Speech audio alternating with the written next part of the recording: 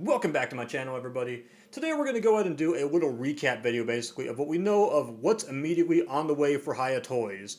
And, of course, go ahead and talk about a new competitor that is kind of joining the market. I don't even know if competitor is the word I want to use. We have a new company that's joining in for the Godzilla license. So I'm pretty excited about that, so we're going to get into that. But first of all, claps for Hiya. They have honestly went ahead and announced two figures that we know are coming on out. We have the GMK and the Godzilla 2000. Yes, I want to go and state these are variants, but this is important we get these out because we don't need any more holding up the line. I think we still have maybe like 10 plus figures that are holding up the line right now. And getting these two figures out of the way, plus the King Ghidorah battle damage, that is big. So we can get to the newer stuff, that's all around the corner, but I want to go ahead and kind of give my first impressions before I actually do get these action figures. And just for clarity, I am debating on whether I'm going to get the GMK variant that's coming on out, and that's going to be one of the first figures I'm going to talk about. Alright, so for this figure, I have yet to see any actual shipping notifications from anyone or that anyone's got it, but honestly, it's supposed to be due Q1 of this year, and it really seems to be because they're releasing all this promotional stuff that it seems to be one of the next figures on the way, along with the 2000. I gotta say that I personally think that this figure, looking at this right here, there is one thing I will say. As much as I love the Godzilla 2000, this one I feel like is a lot more elegant with the paint apps. I think it's just, honestly to me, just really smooth in the way the transition is just really light on the sides of dorsal fins all the way to the actual fins themselves.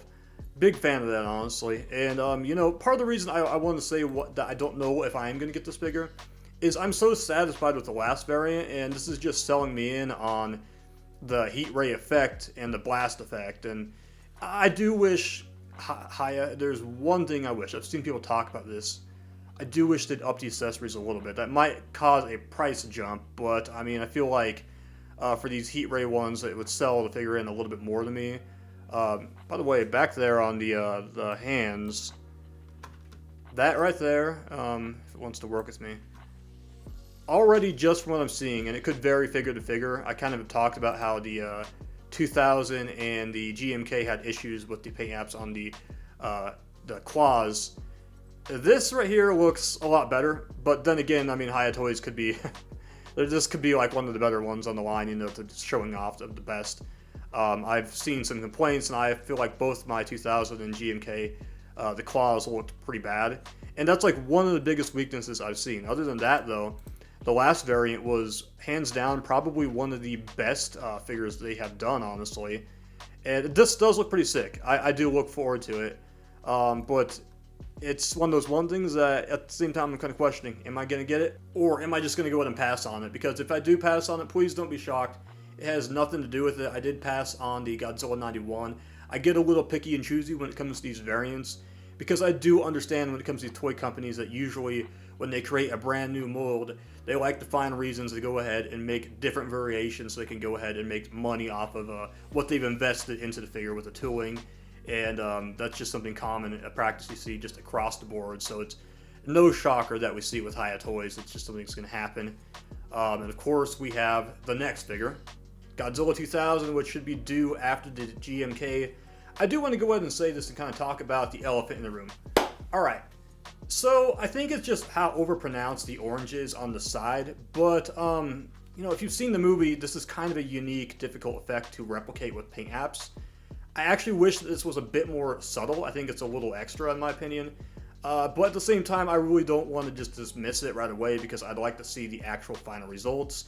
I do think the spines look fantastic themselves. There's one key thing I want to point out. Of course, this was already a phenomenal mold. Was it as accurate as, say, GMK? I don't think it was that good, but it was pretty solid. I mean, from all angles, I mean, to me, even though people were like, yeah, it's a little chunky, I didn't have many problems with it. The back right there, boom, that looks perfect right there. The side, though, like I said, just a little oversaturated. I would have lightened this a little bit, but of course, you're trying to replicate a difficult effect that we see in the movie. I think where this figure will shine is probably when people are doing toy photography. I can't wait to see what people could come up with.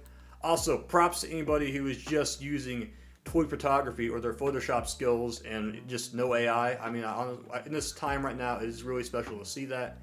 Moving on back to this, We do have translucent spines. Again, that's going to just pop extremely well. I can't wait to see what that's going to do with my Ulanzi lights behind it. And it's like I said, it's a great overall figure right now from what I'm seeing. I mean, it's cooking, but it's just the spines. And in a moment, I'm gonna see if it shows the hands, so we can look at his claws. Kind of right there. Toe claws look great. Okay, it does still look a little rough right here. I mean, it looks like he's been eating like Cheetos, Doritos, and didn't wash his hands. But hey, the mold was great for what it was worth, though. There's still work to do. I understand these claws were kind of gritty, and yeah, I don't think I like what they have. First impressions, though, I mean, overall solid figure. I think Hiya is on the right route with these figures. I just results may vary. We need to see the actual final figure once we get it in the mail, and see what kind of quality issues we have once we get it in hand, because it's kind of difficult to make an assessment based off of just these simple promo videos. Gives us a good idea of what we're getting and what you're buying, but 2 more figures, 2 more down, and hopefully we can get something new after this Godzilla 2000. Alright, so I'm sure you guys have heard about this. Blokees, getting into the world of Godzilla. I'm all for it. I'm gonna be honest, I did not know much about these guys a few months ago until lately. I'll be honest with you guys too. The first time I saw the name and actually looked at things, I'm so glad I actually looked to see how to pronounce the name, because I was thinking, is it Blokees? Yeah, but I can laugh at that now. But it's Blokees. It appears to be we got a Godzilla 2000. At least I'm pretty sure this is. I mean, just based on the shoulders and the spines.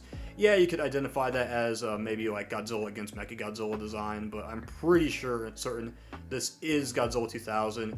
And what can we say? 2026, year of movie-accurate Godzilla figures, and Blokees is getting into the battle. And if you don't know much about them, if you're just finding out about them, here's their website. Basically, they're notorious with the Transformers, toys, model kits, all kinds of collectibles. But this is just kind of an idea of just already pre-existing lines and the overall price range of what we're looking at. So there's a lot of good stuff they've done. I just can't wait to see how they're going to go ahead and attack Godzilla. And I'm not going to say this is going to be their first figure. It's the first teaser. We could see more teasers just gradually as the weeks go by. But this is what we got right now. And to be honest, it looks pretty solid. I don't know if I'm going to expect it to be as accurate as, say, the Hiya figure. Articulation, I feel like expectations I'm not going to set too freaking high, because I just don't want to disappoint myself. And this is a line I do want to get into, though. I've kind of been also shopping other lines like Super 7, because look, I love my Hiya toys.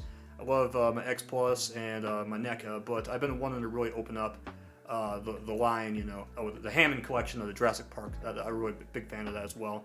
But yeah, I really want to open up things just a bit more for my figurines and just see the different takes that everyone has on these different iconic Godzilla designs. And hopefully they can cover all different eras and are here in the long run is what I'm hoping. I hope this isn't like a short 5-year thing like, when NECA popped in. And for what it was worth, though, for NECA, though, they gave some pretty memorable figures. All these bad boys are staying in my collection. They're not going anywhere. Special just attachment to some of those action figures they released, even if they weren't 100% accurate. And, I welcome Blokees into the realm of the Godzilla world, and anyone else that wants to go ahead and get the license and get into the battlefield, because the more the better, honestly. But just go ahead and leave your thoughts in the comment section. What you think of any of the following figures. Do you, dispute anything, any problems you have in the Hiya figures, or are you going to get any of the Blokees action figures, or you're just passing on it because it ain't your thing? So, like, subscribe, comment. I love hearing from you guys. Have a great day.